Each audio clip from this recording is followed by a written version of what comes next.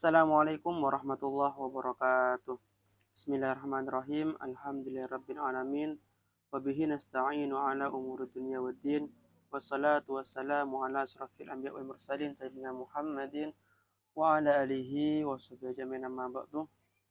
Baik, pada kesempatan kali ini saya akan sedikit membahas tentang sejarah Al-Qur'an pada masa dinasti Abbasiyah dan Utsmaniyah.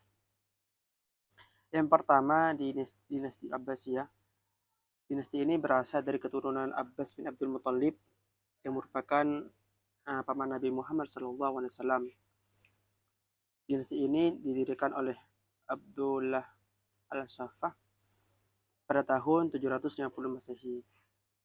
Khalifah yang terkenal pada masa ini itu seperti Abu Ja'far al-Mansur, Harun ar-Rasyid, dan Al-Ma'mun. Dan Bait al-Hikmah itu merupakan pusat ilmu yang melahirkan kajian tafsir dan qiraat. Adapun dinasti Utsmaniyah itu didirikan oleh Utsman bin Ertugrul di Anatolia pada tahun 1299 Masehi. Dan ini berpusat di Istanbul. Setelah penaklukan Konstantin 463 Masehi. Adapun kontribusi khalifah pada masa ini pada perkembangan Al-Quran pada waktu itu, dinasti Abbasiyah ini dia itu mendirikan lembaga Bait al-Hikmah, yang mana lembaga ini merupakan pusat kajian tafsir, merupakan pusat kajian penerjemahan ilmu-ilmu Al-Quran pada masa itu. Dan juga pada masa ini disempurnakanlah penulisan huruf Arab dengan titik dan harokat. Jadi pada sebelum-sebelumnya itu tidak sempurna di titik harokatnya, dan masa ini disempurnakan lagi seperti itu. Dan juga mengembangkan seni khot kufi dan naskhi. Adapun di dinasti Utsmaniyah itu hanya melanjutkan pelestarian Al-Quran dengan standarisasi mushaf. Jadi dilanjutkan lagi dari masa Abbasiyah, dilanjutkan di masa Utsmaniyah.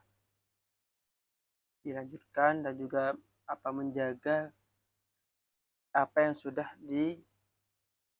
dilakukan di Abbasiyah tersebut. Adapun peran ulama qiraat pada masa itu, pada masa dinasti Abbasiyah, Ibnu Mujahid itu menetapkan 7 qiraat mutawatir melalui karya kitab As-Sabab fil Qiraat.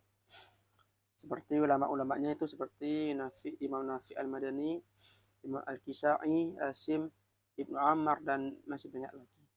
Dan kemudian muncul karya besar yaitu tafsir At-Tabari dan kitab tafsir lainnya. Adapun di Utsmaniyah itu melestarikan bacaan mutawatir melalui lembaga resmi dan madrasah. Jadi diajarkan di lembaga-lembaga dan madrasah. Dan juga mengembangkan seni khat Utsmani oleh Hafiz Utsman. Dan juga menghasilkan karya tafsir besar yang sudah kita pelajari sampai saat ini, seperti tafsir Jalalain. Itu hasil dari dari ulama qiraat pada masa Utsmaniyah. Jadi dapat kita simpulkan